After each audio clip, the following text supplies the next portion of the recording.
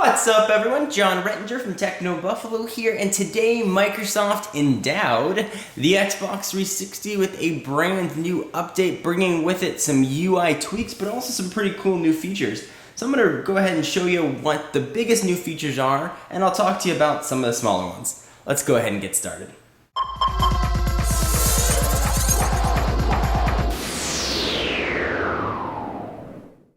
So this is going to be a mandatory update. Next time you turn on your Xbox 360 and connect to Xbox Live, you are going to have to download it. What it's going to bring, sort of in interest of the biggies here, is first it's getting ready for Connect, coming out later on this month. It's going to bring you ESPN on Xbox 360. We sort of saw that previewed a few months ago. It's going to bring you a ton of new Zune music features, including access to the Zune Marketplace and all the videos that go along with it. Netflix search, friggin' finally. Improved video chat quality, improved gamer tag creation, streamlined in-dashboard virtual keyboard, improved Xbox Live Marketplace and UI browse experience, easier to get onto a wireless network, ability to sign out using other controllers in the sign-in UI, a new browse experience, updated family settings, improved programming, and much better video chatting capabilities and audio chatting. So when you hear the 13-year-old screaming at you and calling you a noob, you'll now hear it in crystal quality. So let me go ahead and demonstrate some of the biggest new features, which now live under the video marketplace. So first, let's go ahead and check out Zune, which has really started to come into its own with the advent of Windows Phone 7, many months past the Zune HD's launch. So this is going to be a downloaded app. You're going to have to download it, and then it will launch. It can take a few minutes to get it up and working. The camera focus here. So you are going to get access to everything that the Zune Marketplace really offers, including movies, which you can see right here. You can rent if you want to rent Sex and the City 2, for example. I don't know why you would, but you can right here. Go ahead and sort of check out different movies. Of course, Back to the Future. Let's go ahead and see what this looks like. Back to the Future or Past.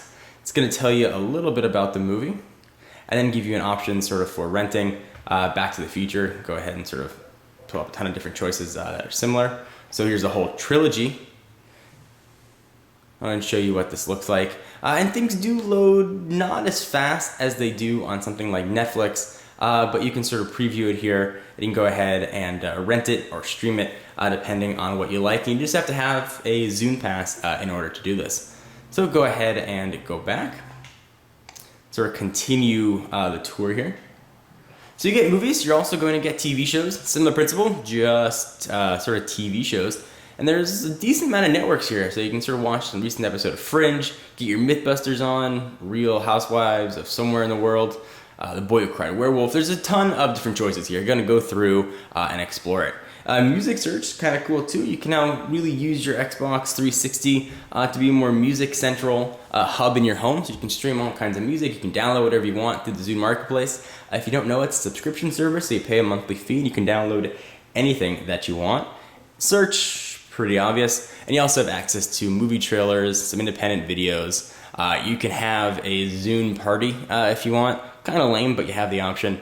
And access to your whole video library here. And you can sort of hook it up to your computer and pull in your Zune content you have on your home PC. So that is Zune. We'll go ahead and exit out of here. It actually is a pretty cool new feature that we really didn't have all that functionality before. You could sort of do it, but you didn't get all that Zune plugin-ness. One of the ones that I'm most excited about as a sports guy is ESPN. Let me show you what this looks like. Now, why you would use this as opposed to just watching some of this content on your TV, a little bit unsure. I guess they're playing up pretty heavily the social networks. You can sort of watch with your avatars and watch with friends in sports and see the little guys interact. I prefer just pick up a phone and sort of talk to people while watching the game. But you can see all these guys here. This is live on ESPN3. There's some tennis going on. You can go ahead and sort of select whatever you want. Auburn Tigers, Mississippi Rebels, events, highlights, and more. So this is all live too. You go ahead and play it and it will start playing live. You can watch Sports Center right now, which is kind of neat, and it'll buffer it and sort of start playing. Quality, not fantastic. And here's what's happening with Sports Center. And then she'll start talking. If you leave it here, she'll start playing. See how the little avatars jumping up and down because they're super excited for Oregon Ducks at USC Trojans. This is a replay, letting you know that it is indeed a replay. Let's go ahead and check out what you're going to get here with the events, highlights, and more. So if you want to catch up on your Lakers highlights, for example, you can go ahead and do that. They've got some on-demand stuff here if you want to watch whatever it might be. You can go ahead and see if what you want to watch is here, which is kind of neat, things that you don't necessarily get over standard ESPN online, and it looks like it's powered by Cox, which I don't know, I find kind of funny. Upcoming events, you can see what's coming, featured highlights, you can check out some highlights from things. Your sports, you can go ahead and add a sport. So of course, I'm going to go ahead and add basketball. And of course I want to add the NBA. And then to go ahead and pull and serve my NBA highlights. On demand, upcoming events, featured highlights, my sports, browse all. Sort of get those options and see what the ESPN experience on the Xbox 360 is going to look like. And this is, once again, a downloaded app. You're going to have to download it. The Xbox 360 had Netflix streaming. It was diskless, so you didn't have to put in a disc to do it. But you're missing a lot of the other features. You got to have another device in order to set your queue. You couldn't really search that well with the application that was there. So you're going to have to re-download this again. But you now get a refined Netflix look and feel. Let me go ahead and show you what that looks like here. Let the camera focus on in.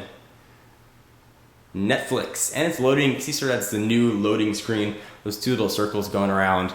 And now, most fancily and happily, you can see I was watching Iron Man, you have search. So you can search for whatever you want. You can see how it's set up there. Big row of letters across the top. You gotta find what you want and search, and you're good to go. Let's go ahead and exit out of sort of these features. And there are some UI tweaks in here. There's a new boot up screen when you turn on your Xbox. There's some refined avatar creations, or refined rather. A little more GUI intensive, I'd say. Things just look a little bit different.